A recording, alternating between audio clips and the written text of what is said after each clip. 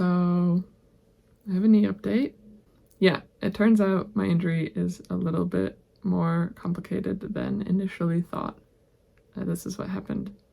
I got the stitches out last Thursday, and they said, yeah, just start walking. It'll be tight at first, but it'll loosen up. And I was like, yes, okay, cool, awesome. You know, I'm really ready for this. And I was walking, and I was stretching and trying to bend it, and you know, looking, I can do like a little more squat each time I squat, and I can pull it in a little bit more each time I sit in a chair. And the first 24 hours were definitely full of progress. And I was like, yeah, this is great. And then there was no progress for like days, even though I was still doing everything, you know, trying all sorts of different movements, just like, come on, wake up, loosen up, let's go.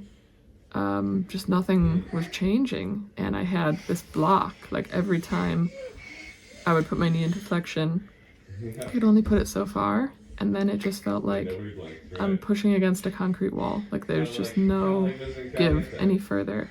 The pain, it doesn't like become really painful that I can't push it any further. It's just stuck there. It feels really tight and like I'm pushing against a concrete wall. And I was like, something's wrong. Like this isn't right. This isn't my body. This isn't how healing works. You know, there's something else going on, and this feeling was growing inside me, that there's something internally wrong, and there was never any imaging done at the hospital in Elands when it happened. They didn't do an x-ray, they didn't do an MRI, so I was like, okay, you don't know what's under there. You need to go get some pictures taken of the inside of your knee and figure this out. Because the whole time in the back of my mind was like, skiing's getting closer, the intermediate camp's getting closer, like you've only got 3 weeks now, you've only got, no, it's a day closer, and you can't get on skis like this, like you're not strong enough, you can't bend your knee, like you need to be able to have full bend in your knee to ski. That's not, like, I won't do that. So I was here, I'm visiting my brother in the United States, and I was like out in the hot tub, and I was just like, what are you doing, Charles? Get your ass up, get some clothes on, get in the car and drive to the hospital. You've got insurance, like, go deal with this. And then I did. And yeah, I told them what happened. I showed them the knee is still pretty swollen, like the swelling also just hadn't really gone down all the way. And yeah, I was like, can we please just take some pictures? And they were like, yeah, absolutely, we can get an x-ray. And I was a bit disappointed, actually. I was like, I want an MRI. I don't think an x-ray is going to show us anything. Like, my bones are fine. Like, my bones, I would know if my bones were broken. But I was like, okay, let's start there. So I go back, we take the x-ray, and the x-ray technician was really sweet, and she takes like 4 or 5 pictures, and the last one is a perspective called the sunrise, where they shoot from your toes up towards your body. And you flex your knee, so you're kind of sitting like, this is my leg, this is my foot, this is my knee, and then like my upper body would be here, and the camera's like here, or the x-ray machine. So it shoots like this, and you get this like semicircle of like your kneecap up from the bottom. And she goes behind her little booth, and she was like, ooh, this one's telling. And I was like, is that all you're gonna say? Like, can you elaborate a little bit? And I said, can I come see it? And she was like, yeah, of course. And we go back there, and I was just like, I know what I see. Like, there's no question of what that is. That's a piece of a bone broken off the other piece of the bone. And she was like, I think so. And I was like, holy shit. Like, this was not what I expected.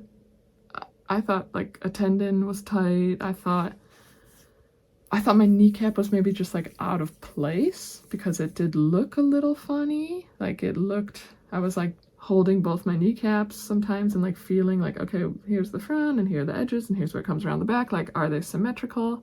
And then the left one was like a little weird. And I was like, maybe I just like moved my kneecap out of place in the crash. You know, I did not think the x-ray was going to show me anything other than maybe the kneecap out of place.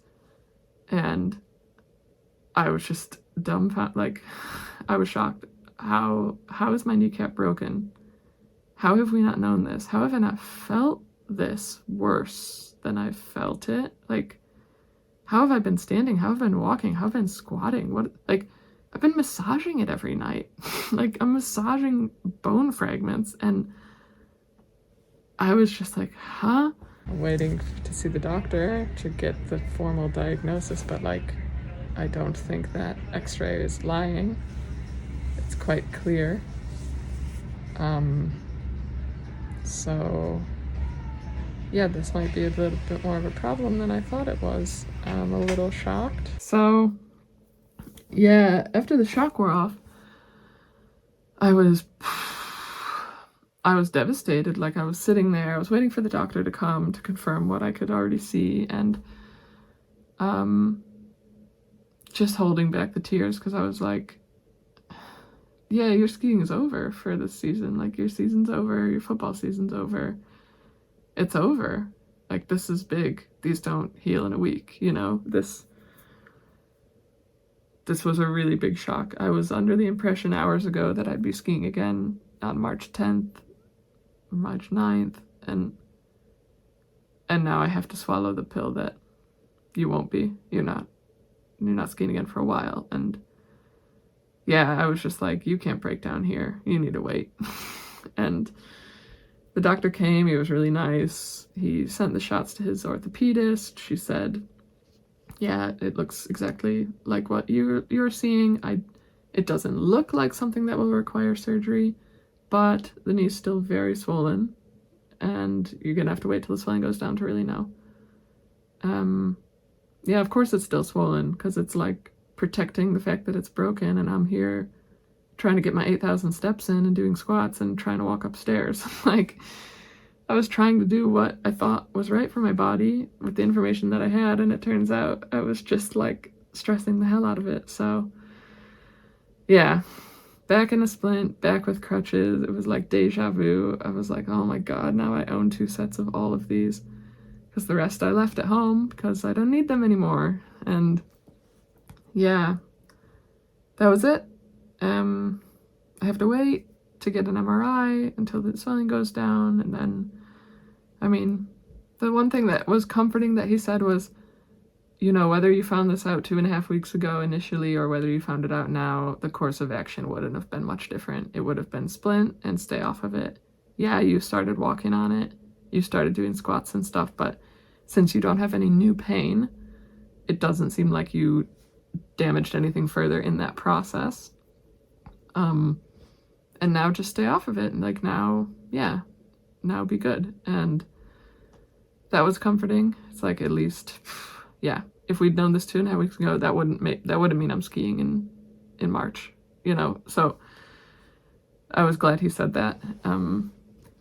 And yeah, that's what's happening now. So it's all kind of funny and ironic, because now that I know all the pieces fit, like, the very, very, very first thing that I felt while I was still skiing down, like glued to that rail, when my knee hit the bolt, it felt like my first thought was, this is how it feels to shatter your kneecap. It was like such an intense and sharp, searing pain that I was like, there can't be any possibility that you haven't shattered your kneecap.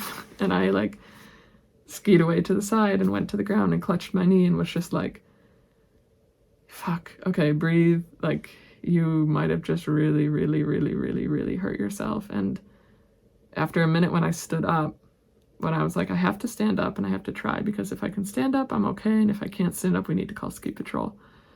And I stood up and I put my weight on it, and I was like, such a rush of relief came over me, because I was like, your kneecap's not broken. Like, all my thoughts in that moment were your kneecap. It wasn't, your skin is ripped open, you have a gaping hole in your knee. It wasn't anything else.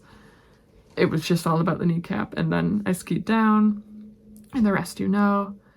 But yeah, I've had pain on that side of my knee since it happened. Dull pain, like not searing pain, not like not poking, like stabbing pain. Just, it's been painful. And yeah, on that spot, and not where the stitches are. The stitches are on the other side. That spot has been the part that's hurt, that outside of my kneecap spot. And that spot is the spot I feel when I tried to do squats. Like, all the pieces fit now with the information I have, which at least makes me feel like, hey, you know your body, you knew what was wrong, like something inside you knew there was something else wrong, and that's reassuring. But yeah, the writing was on the wall the whole time, and I just didn't see it because why would I? Like, I was at a hospital, I got medical attention, I was seen multiple times, I had follow-up appointments. Never was there a discussion or thought that I could have broken something,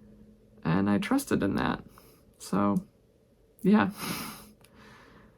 Anyway, that's my update. There'll be a lot of injury videos coming now, and I will ski again next season, which I'm looking forward to. But yeah, still bummed at the loss of the rest of this one. Bummed at the things I wanted to do, and we'll have to wait now. But I'm glad I know. I'm relieved that my intuition was right, and now I'll just try to take really good care of my body and build myself up back stronger. Done that before, and I'll do that again. So that's it for now. Thanks for watching, and see you in the next video.